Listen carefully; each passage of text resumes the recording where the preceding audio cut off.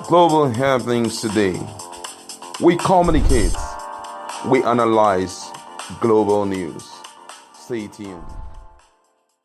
Good people, welcome back to Global Happenings today.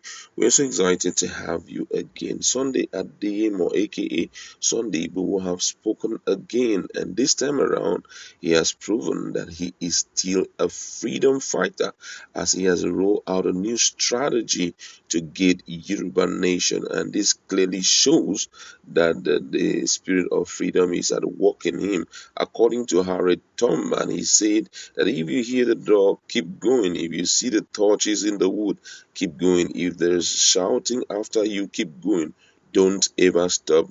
Keep going. If you want a test of freedom, keep going. And that's exactly what he's trying to prove to Nigerians. But before we give you full details of what he said, we'd like to encourage you to please subscribe to our channel by clicking on the red subscribe button and also on the bell icon so that you get notification anytime we publish our videos. Now, according to the news, Yoruba Nation activist Sunday Adeyemo, better known as Sunday Igboho, has resumed discussion on the actualization of the Yoruba Nation. It has been recalled that Igboho was conditionally released from Cotonou prison on March 7 after spending over 200 days in detention under accusation of criminal association. He was initially arrested in Benin while attempting to board a flight for Germany. The activist had demanded independence for the Yoruba race following killings and unrest in the southwest region, which is attributed to the Fulani haters. Igboho's actions prompted President Muhammadu Buhari-led government in connection with security agencies to attempt to arrest him while in Nigeria. However, 3 days after his release from Benin Republic prison Sunday, Igboho believed Yorubas can achieve self-determination without firing a bullet. According to the news, we understand that the activist was quoted as saying this in a statement by one of his counsel, Chief Yomi Ali, who is a senior advocate of Nigeria. Igboho has also urged his supporters, especially his kinsmen at home and in the diaspora, to embrace dialogue in their quest for self-determination without hitting the fragile situation in Nigeria.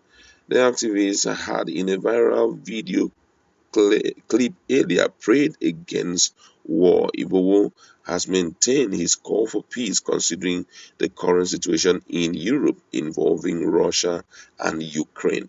He also expressed displeasure with the unrest in the southeast of Nigeria.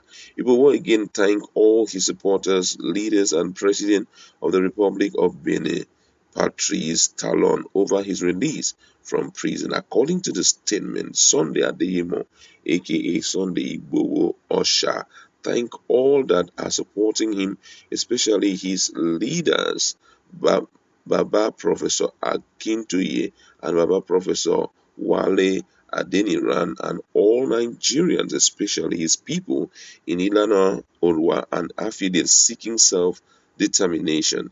He continued to preach against war, seeing what is happening in Ukraine and some parts of Igbo land in Nigeria. He employed all, especially his kinsmen at home and in the diaspora, to embrace dialogue in their quest for self-determination without hitting the very fragile situation in Nigeria. He believed that their ambition will be achieved without firing a bullet, as he used to say at rallies. He appreciated Chief Dele Momodu, being the only Yoruba man of note that came to visit him in Cotonou prison. He remains grateful to the President of the Republic of Benin, President Talon, for releasing him from prison to unite him with members of his immediate family, albeit only in Cotonou for the time being. He assured all those in support of peaceful self-determination through a referendum that the struggle continues as he will not relent in his effort in that regard. He pledged his eternal loyalty and respect to Chief Yomi Ali, senior advocate of Nigeria, who, though an extreme Buharist and a nationalist, who does not believe in Balkanization of Nigeria, exhibited extreme professionalism in taking up his case with DSS without cover and winning it with landmark award of $20.5 billion. Quite interesting. And as I did say, this guy is a freedom fighter and he's always out to prove this particular truth, and he has talked about the issue of getting it without firing a bullet. But the question is it possible in kind of environment that we have found ourselves that self-determination can be accessed without firing a bullet? It's a big question that many freedom fighters have really disputed with. If you go back to time, you will realize that there are many freedom fighters who tried, to seek freedom without having to fight. But unfortunately, at the end of the day, it didn't just work out. A lot of them went down as a result of their struggle, to find freedom. Some died in the process, some, just passed on because of maltreatment. For example, someone like South Africa's Solomon Kulushi, how he died. According to his word, he said, "My blood will nourish the tree that will bear the fruit of freedom. Tell my people that I love them, they must continue to fight." Olutua Continua. That's before he was hanged in South Africa when they were striving for freedom for the blacks, So you now realize that as we strive to get self-determination, or all these guys are striving to get self-determination, peaceful conduct is very important. But the question is, would the people who are being shown the ideal way of getting this freedom allow it to happen?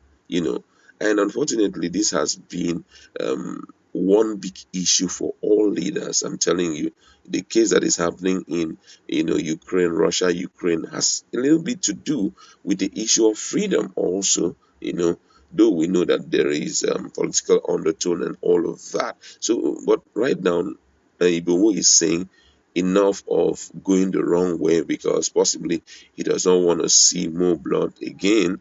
Neither does he want to be stripped of his freedom as a human being, but believe that by doing it the right way, adopting better strategy, it can be gotten without firing a gunshot. But a lot of thoughts play in our minds when it comes to this whole issue. With a sovereign nation who has been enjoying your partnership allow you to go? It's a big question that everyone should answer. But first of all, let's look at what Nigerians have to say based on the statement that Igboho has spoken. He has spoken well, and let's look at what Nigerians have to say. Someone here says, "A Yoruba man will always be a Yoruba man. You don't pipe down now, but let me assure you that the Fulanis are waiting for you." This person is not feeling, he's not ready to, buy into what Igboho is doing. But I just wonder why Yoruba people should be waiting for him. Sorry, Fulani people should be waiting for him. If I could still remember that at the point when they heard about his release, they were demanding his extradition back to Nigeria to face the fight that he left behind, So I don't know how true that is. And we heard that it was Metiala that was actually demanding for him to be returned back. However, let's go ahead. Another person here say Igboho has shown Nigerians that no matter what, the fight for self-determination is what all of us must be involved in. Another person here says this situation that we have found ourselves seems to leave us with little or no words, because already, for me, impossibility is all around us, especially for those who are seeking for independence. All right, I'd like to leave it there. Just go to our comment section. Based on what Sunday will have said, is there any possibility of self-determination for the Yoruba people? Let's interact in our